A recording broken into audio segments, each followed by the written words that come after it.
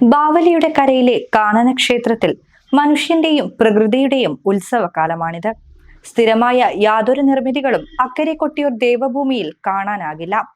വനമധ്യത്തിലെ ജലാശയവും അതിനു നടുവിലായ ഒരു തറയും സ്വയംഭൂ ലിംഗവുമാണ് ഇവിടെയുള്ളത്. ഉത്സവകാലത്ത് അക്കരെ സന്നിധിയിൽ എല്ലാം താൽക്കാലികമായി നിർമ്മിക്കുന്നതാണ്. ഉത്സവം കഴിയുന്നതോടെ പ്രകൃതിയിൽ ലയിച്ചു ചേരും വിധമാണ് ഇവിടുത്തെ നിർമ്മാണങ്ങളെല്ലാം. 11 മാസത്തെ കാത്തിരിപ്പിനൊടുവിൽ അക്കരെ സന്നിധിയിൽ പ്രവേശിച്ച് കാടുകൾ വെട്ടിവൃത്തിയാക്കിയാണ് വൈശാഖോത്സവത്തിന്റെ ഒരുക്കങ്ങൾ തുടങ്ങുന്നത്.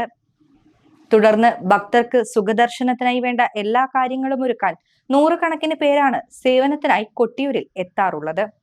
പെരുമാളിന് സമർപ്പണം എന്ന നിലയ്ക്കാണ് ഇവർ സേവനമനുഷ്ഠിക്കുന്നത്. ഇവരിൽ ഭൂരിഭാഗം പേരും വർഷങ്ങളായി വൈശാഖോത്സവ സമയത്ത് സേവനത്തിനായി എത്തുന്നവരാണ്. ഇത്തരത്തിൽ സേവനം അനുഷ്ഠിക്കുന്നവരിൽ വ്യത്യസ്തനായിരിക്കുകയാണ് കഴിഞ്ഞ 15 വർഷക്കാലമായി കൊട്ടിയൂരിലെത്തുന്ന ഉണ്ണികൃഷ്ണൻ. ഉത്സവത്തിനായി മാത്രമാണ് അക്കരെ സന്നിധി തുറക്കാറുള്ളൂ. അതുകൊണ്ട് തന്നെ 11 മാസം ആരും പ്രവേശിക്കാതിരിക്കുന്നതിനാൽ കാട് മൂടിക്കിടക്കും.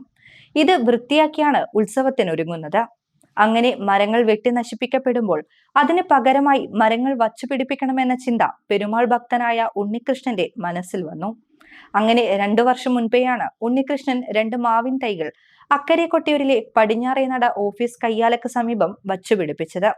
അങ്ങനെ ചെടികളൊന്നും വേരുറക്കാത്ത സ്ഥലത്ത് പെരുമാളിന്റെ കടാക്ഷം കൊണ്ടാണ് മാവിൻ തൈകൾ വളർന്നു വന്നതെന്ന് ഉണ്ണികൃഷ്ണൻ പറയുന്നു. എൻ്റെ പേര് ഉണ്ണികൃഷ്ണൻ, സ്ഥലം കാലി സ്വദേശിയാണ്. ഞാൻ പെരുമാളിൻ്റെ സന്നിധിയിൽ ഏകദേശം 15 വർഷത്തിന് മേലായി. മരങ്ങൾ വെട്ടി നശിക്കുന്ന സമയത്ത് മരങ്ങൾ വെച്ച് പിടിപ്പിക്കാൻ ഒരാഗ്രഹം വന്നു. ഏകദേശം 2 വർഷത്തിന് മേലായി ഈ മാവും തൈ 2 സ്ഥലത്തായി, ഒന്ന് ഇവിടെയും ഒന്ന് അവിടെ 2 സ്ഥലത്തായി ഒരു 2 മാവിൻ തൈ വെച്ച് പിടിപ്പിച്ചു. അത് ഭാഗ്യത്തിൽ പെരുമാളിൻ്റെ കടാക്ഷം കൊണ്ട് ഭാഗ്യത്തിൽ വളർന്നു വന്നു.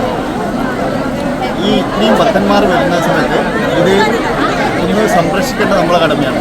എല്ലാം നീരെഴുന്നേൽക്കുന്ന സമയത്ത് നേരത്തെ വന്ന് ഞാൻ അതിൻ്റെ കാര്യങ്ങൾ ചെയ്യുന്നുണ്ട്, കൃത്യമായിട്ട് കാര്യങ്ങൾ ചെയ്യുന്നുണ്ട്. പിന്നെ അതുപോലെ തന്നെ ദേവസ്വത്തിൻ്റെയും കൃഷി ബോർഡിൻ്റെയും നല്ല രീതിയിലുള്ള സപ്പോർട്ട് ഇതിനുണ്ട്.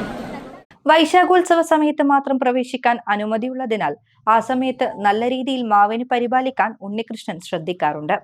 കൂടാതെ പരിപാലനത്തിനും മറ്റും ദേവസ്വത്തിനെയും ട്രസ്റ്റി ബോർഡിനെയും പിന്തുണയുണ്ടെന്നും അദ്ദേഹം പറയുന്നു. വൃക്ഷങ്ങളെല്ലാം വെട്ടി നശിപ്പിക്കപ്പെടുന്ന ഈ കാലത്ത് ഉണ്ണികൃഷ്ണന്റെ ഈ പ്രവൃത്തി പ്രശംസനീയമാണ്.